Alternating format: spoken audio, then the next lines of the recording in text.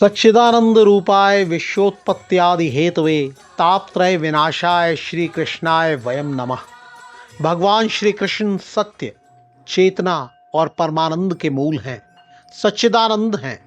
वही जगत की उत्पत्ति करते हैं, पालन करते हैं और संहार भी करते हैं। इस वीडियो में आप बहुत कुछ ऐसा देखेंगे जो बहुतों के लिए अनदेखा है, बहुत कुछ ऐसा जानेंगे जो बहुतों के लिए अनजाना है। आप जिस पवित्र गर्भगृह के दर्शन कर रहे हैं वो संसार का सबसे पुराना जीवन तीर्थ है, सबसे पुराना मंदिर है। 5252 वर्ष पहले भगवान यहीं प्रकट हुए थे। हम आपको पूरा मंदिर दिखाने जा रहे हैं, मंदिर का इतिहास बताने जा रहे हैं और भगवान के प्राकट्य का वो रहस्य बताने जा रहे हैं जो स्वयं उन्होंने बताया है। 3 तरह के ताप यानी कष्ट बताए गए हैं, दैहिक, आदि भौतिक और आध्यात्मिक। भगवान श्री कृष्ण की कृपा से ये तीनों ताप दूर हो जाते हैं। श्री कृष्ण को हम बार बार प्रणाम करते हैं। कंस का ये कारागार यानी जेल बताता है श्री कृष्ण का जहाँ स्मरण होता है वहाँ सारे बंधन खुल जाते हैं। वो बंधन चाहे मन के हों, चाहे तन के हों, आत्मा के हों, सांसारिक पीड़ा के हों, बीमारियों के हों, ऋण के हों, शोक के हों, पाप या ताप के हों। क्या श्री कृष्ण को कंस के संहार के लिए इस जेल में प्रकट होने की आवश्यकता थी? भगवान श्री कृष्ण स्वयं कहते हैं, अव्यक्तम व्यक्तिमापन्नम मन्यते माम बुद्धय परम भावम जानन्तो ममा व्यय मनुत्तमम। सामान्य बुद्धि वाले ये नहीं जानते कि मैं अविनाशी हूँ, मन और इंद्रियों से परे हूँ, सच्चिदानंद घन परमात्मा हूँ। वो समझते हैं कि मैं दूसरे मनुष्यों की तरह जन्म लेता हूँ। नाहम प्रकाशः सर्वस्य योग माया समावृतः मूढ़ोऽयं नाभिजानाति लोको माम जम व्ययम्। श्री कृष्ण भगवान कहते हैं, मैं अपनी योग माया के आवरण में रहता हूँ, सबके लिए प्रत्यक्ष नहीं होता हूँ। इसीलिए अज्ञानी जन मुझ जन्म रहित अविनाशी परमेश्वर को नहीं जानते। वो समझते हैं कि सभी की तरह मैं जन्म लेता हूँ और मर जाता हूँ। यो मामेवं सम्मूढ़ो जानाति पुरुषोत्तमं स सर्वविद भजति माम सर्वभावेन भारत। हे भारत, जो ज्ञानी पुरुष मेरे तत्व को जानते हैं, जो जानते हैं कि मैं पुरुषोत्तम हूँ, वो सदा और सर्वदा मेरा ही भजन करते हैं।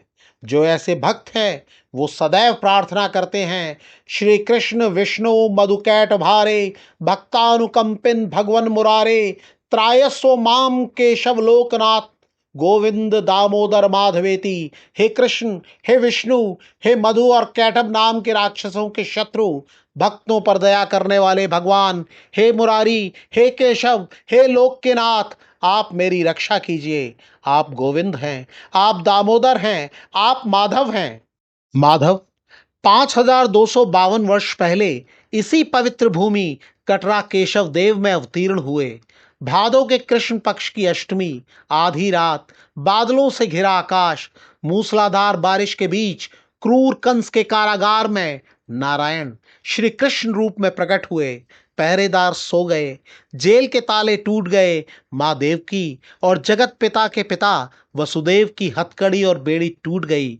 भगवान श्री कृष्ण का पहला मंदिर उनके प्रपौत्र वज्रनाभ ने बनवाया। यहाँ दूसरा मंदिर सम्राट विक्रमादित्य के शासनकाल में बना।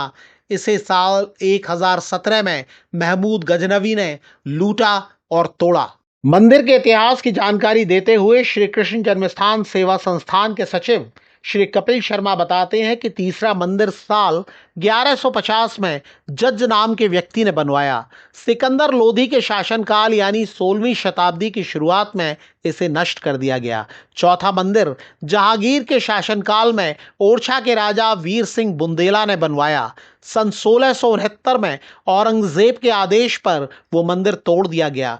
मंदिर के मलबे से ही ईदगाह बनवा दी गई। पंडित मदन मोहन मालवीय जी की प्रेरणा और श्री जुगल किशोर बिरला जी की आर्थिक सहायता से जन्मस्थान की जमीन खरीदी गई। श्री कपिल शर्मा बताते हैं कि कंस का ये कारागार खुदाई में निकला, जिसे ज्यों का त्यों संरक्षित कर लिया गया। ये गर्भगृह और सिंहासन करीब 1500 साल पहले बने मंदिर का हिस्सा थे। माना जाता है कि इसी जगह भगवान प्रकट हुए थे। श्री कपिल शर्मा बताते हैं कि ये एकमात्र तीर्थ है जहां ब्रह्म और शक्ति का प्राकट्य एक ही स्थान पर हुआ। भगवान श्री केशव देव जी के भव्य मंदिर का निर्माण सेठ रामकृष्ण डालमिया जी ने कराया। उन्होंने इस मंदिर का निर्माण अपनी माता श्रीमती जड़िया देवी डालमिया की स्मृति में कराया। यहाँ भगवान श्री कृष्ण बाल रूप में विराजमान हैं। यहाँ प्रथम पूजा संत श्री हनुमान प्रसाद पोद्दार भाई जी ने की थी। भाई जी ने ही 11 फरवरी 1965 को श्री भागवत भवन का शिलान्यास किया। 17 वर्ष के अथक कार्य के बाद भव्य और विशाल मंदिर बना। 12 फरवरी 1982 को भागवत भवन में श्री विग्रहों की प्राण प्रतिष्ठा हुई। श्री कपिल शर्मा बताते हैं कि भागवत भवन में मुख्य मंदिर युगल सरकार श्री राधा कृष्ण का है। दोनों विग्रह 6 फुट के हैं। श्री कृष्ण जन्माष्टमी पर भगवान की जन्मभूमि के दर्शन का फल करोड़ों तीर्थों में जाने के बराबर है। भगवान का नाम लेने से भी वही फल मिलता है। यत् फलम नास्ति तपसा न योगेन समाधिना तत्फलम लभते सम्यक कलो केशव कीर्तनात्।